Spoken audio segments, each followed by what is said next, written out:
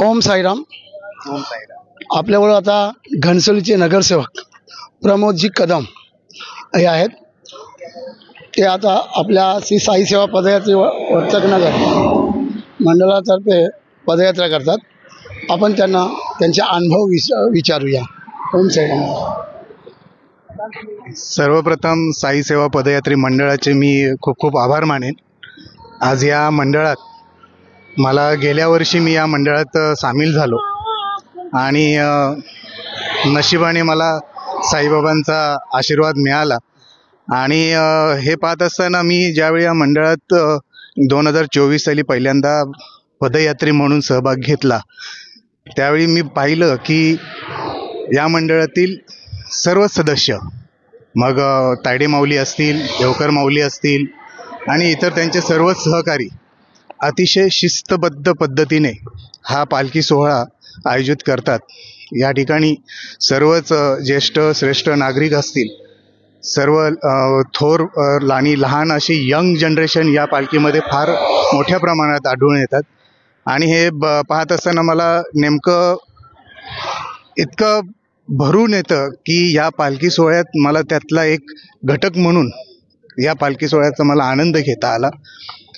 प्रत्येक जेवणाची सुविधा असेल, राहण्याची सुविधा असतील, त्याच पद्धतीने इतर काही ज्या आपल्या मूलभूत गरजा आहेत, ज्या रोज आपल्याला घ्यावे लागतात, जेणेकरून आपल्याला वॉशरूम असतील, ह्या सगळ्या गोष्टी त्या अतिशय व्यवस्थितपणे, म्हणजे कोणतीही आम्ही त्या ठिकाणी पोहोचेपर्यंत त्यांची पूर्ण व्यवस्था अगदी 100% तयारी झालेली असते.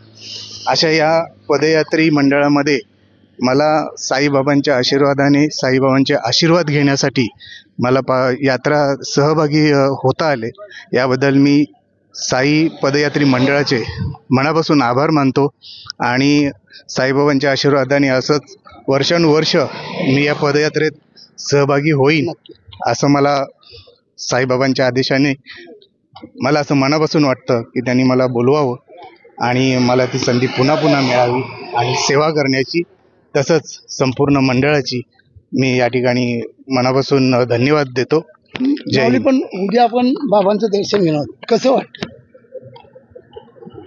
ज्यावेळी आपण गेले 7 दिवस आणि उद्याचा 8व्या दिवशी आपण साईबाबांच्या पादुका घेऊन साईबाबांच्या चरणी आपण नतमस्तक होणार. पायी यात्रा करणं हा एक आनंदच वेगळा असतो आणि अनवाणी करणं हे साईबाबांच्या कृपादृष्टीशिवाय हे शक्य होऊच शकत नाही, याच्यावरती माझा ठाम विश्वास आहे. अगदी श्रद्धेने आणि चांगल्या भावनेने जर आपण साईबाबांना आवाज दिला, त्यांची याचना केली, त्यांच्यासमोर आपले हात पसरले, तर मला वाटत नाही जगातला कोणत्या व्यक्तीला ती वस्तू मिळत नाही. आणि सर्वच त्या भावनेने, अपेक्षेने येतात अशातला भाग नाही. पण ज्यांची श्रद्धा आहे त्यांना साईबाबा आपल्या चरणावरती नतमस्तक होण्याची निश्चितच संधी देतात. आणि उद्याचा दिवस हा सगळ्यांनाच अगदी खूप आनंदाचा असणार आहे. आणि इतका 250 किलोमीटरचा पल्ला पार केल्यानंतर देखील जो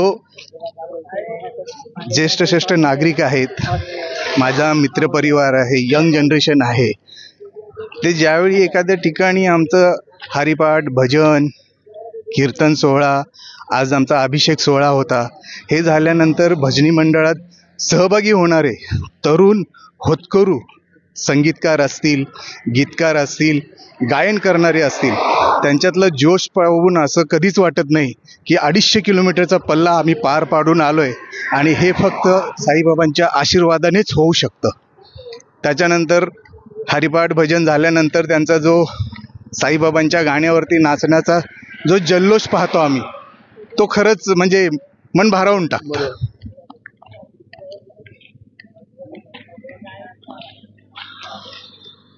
अजून धन्यवाद माऊली.